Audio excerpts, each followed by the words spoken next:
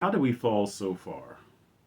How do we go from this to this?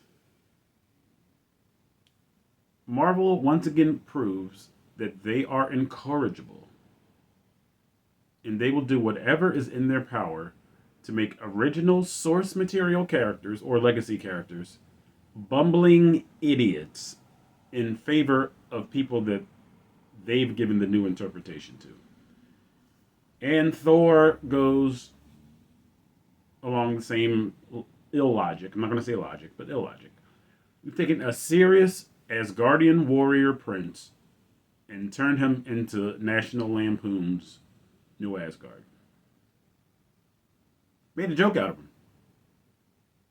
Thor was done better and was given more gravitas in the Incredible Hulk TV movie with Lou Ferrigno playing the Hulk and Bill Bixby as Bruce Banner than Love and Thunder. Love and Thunder was an attempt at a mile-a-minute gags, and only about 5% of them are actually funny.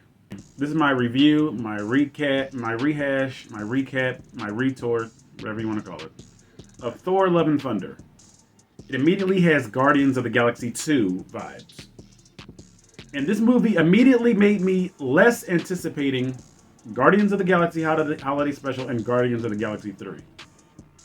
Taika Waititi, you successfully torpedoed both new Guardians of the Galaxy movies because of this mess that you put out.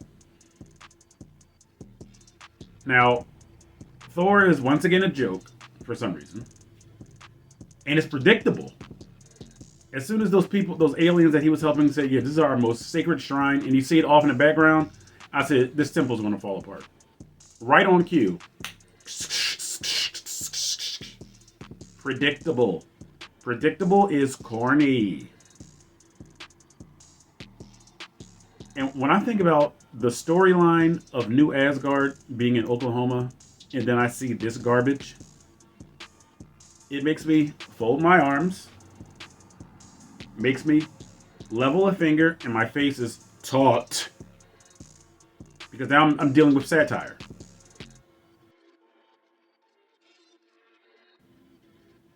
And let me tell you what a film is. A film is traditionally 3 acts, a beginning, a middle, and a climax. From beginning to end is the film. So if a movie has moments, it's not a good film.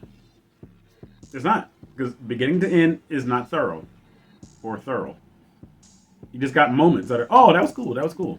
And the rest of the time you're going, why are there so many kernels of popcorn? Why weren't these popped? Oh, yeah, there's a movie on. So the movie starts off very good when it gives you the background of why Gore becomes the God Butcher. And no, this is not Gore the God Butcher from the comics in appearance, because he's reptilian. He's probably what Voldemort should have looked like in the live-action Harry Potter movies.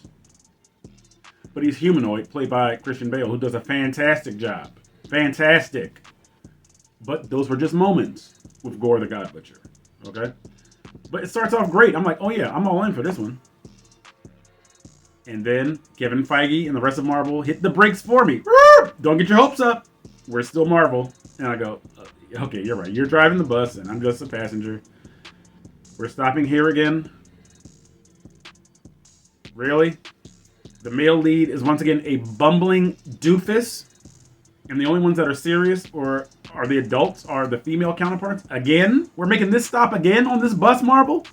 Okay, Kevin Feige, you're the driver. I'll just let the bus pass next time.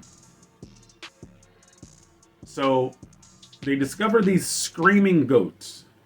So they make a joke out of Thor's goat-drawn or ram-drawn chariots, which really came into the picture where Thor fought Apocalypse in, was it 1013 or 1113? So make a joke out of that.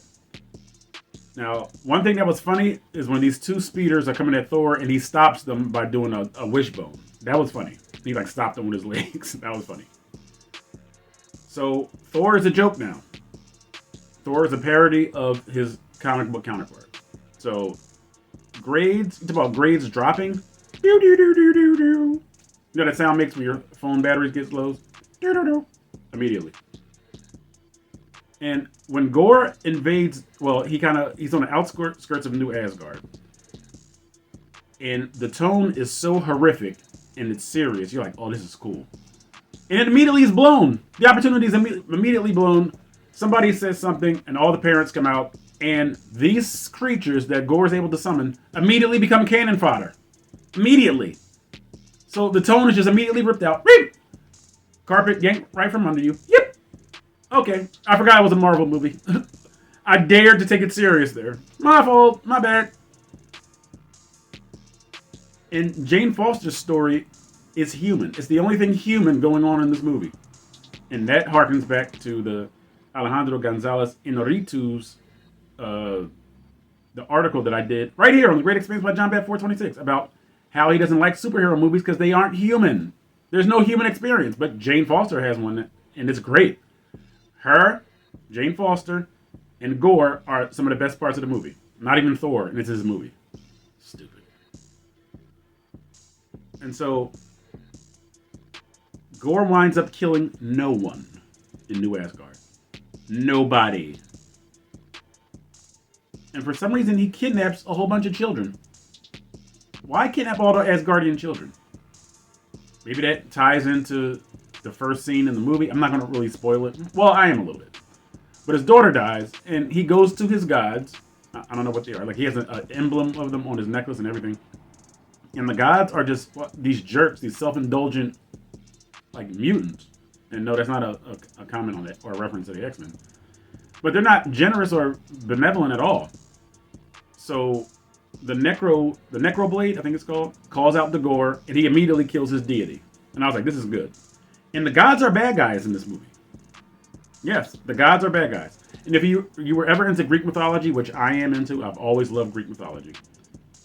It's those kind of gods. Those gods are not good, they're not just. They're self-indulgent celestial beings that are just into doing what they want to do. This movie's no different. So, the movie is already full of whimsy. It's already not to be taken seriously. They make sure you know that early on. Don't take this movie seriously. Only person you're supposed to take serious is Jane Foster and Gore, the God Butcher. And when Jane Foster becomes Thor, she's a better Thor than Thor is. Because she's not cracking jokes. Like, they force her to, like, try to come up with something funny on a catchphrase, which never sticks, which is never funny. And I'm looking at this movie, I'm like, how was Thor ever able to hold Mjolnir?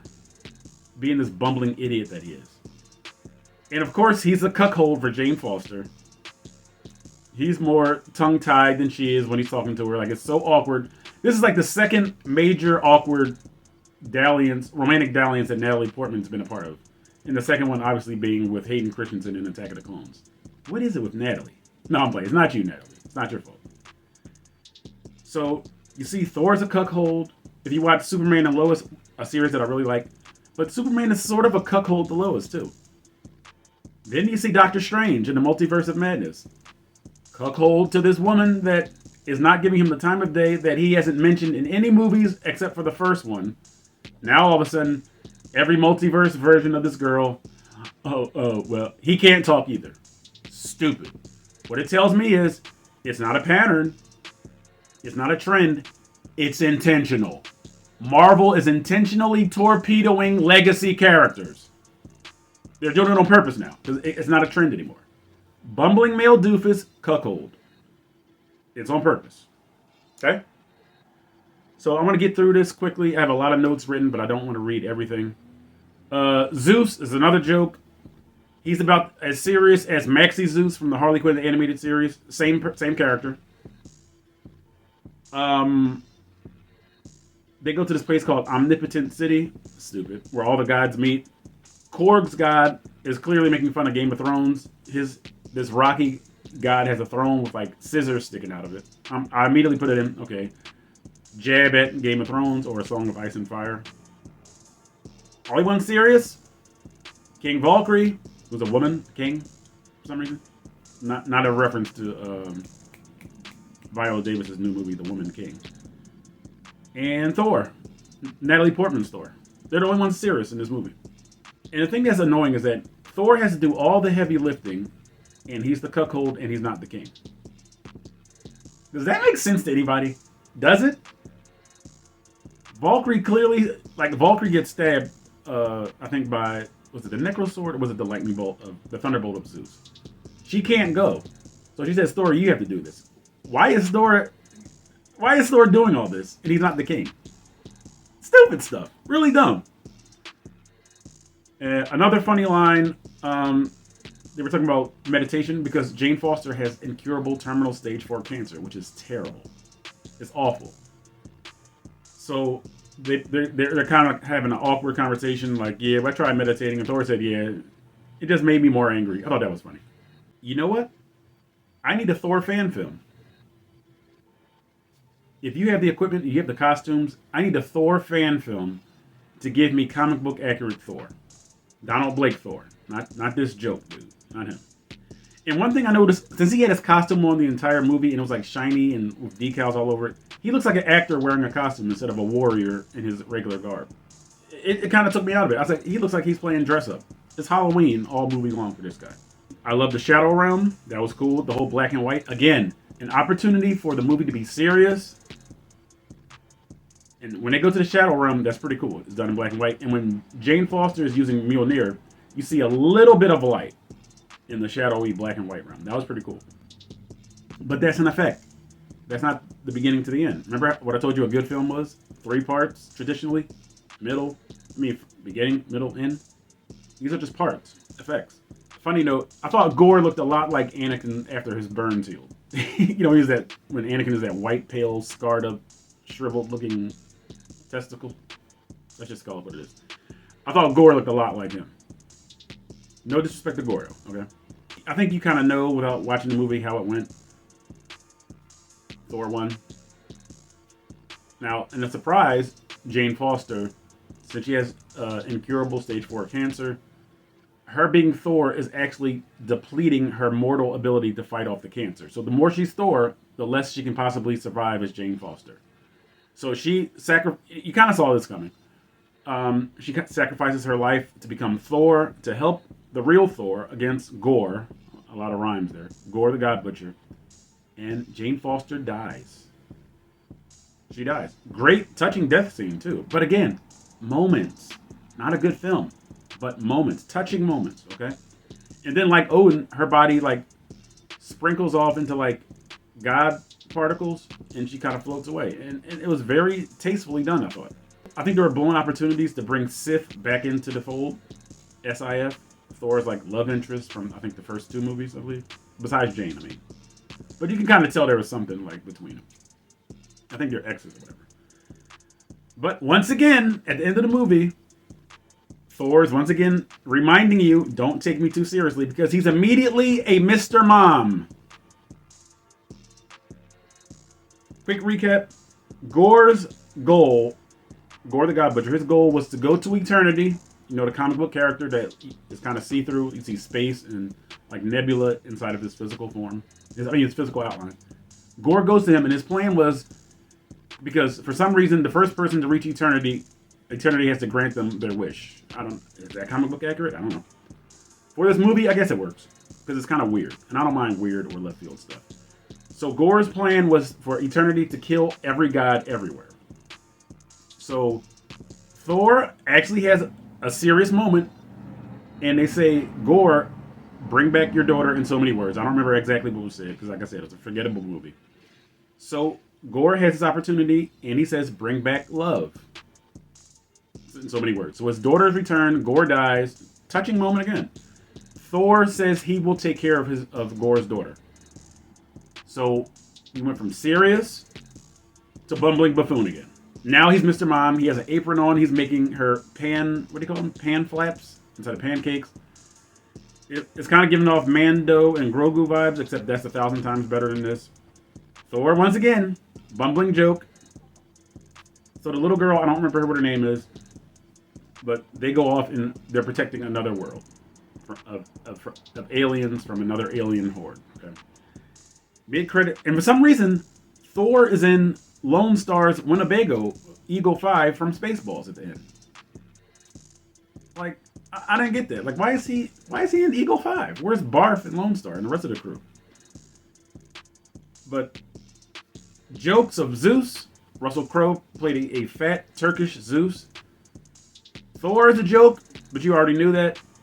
But in the mid-credit scene, Zeus summons his son, Hercules.